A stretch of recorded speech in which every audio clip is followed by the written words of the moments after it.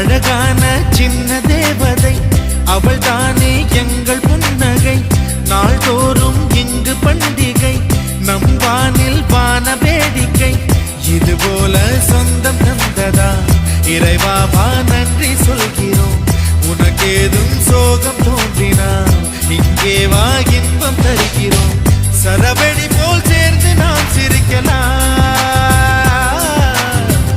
அதிரடியாய் வாழ்ந்துதான் காட்டலாம். அழகான சின்ன தேவதை அவள் தானே எங்கள் புன்னகை.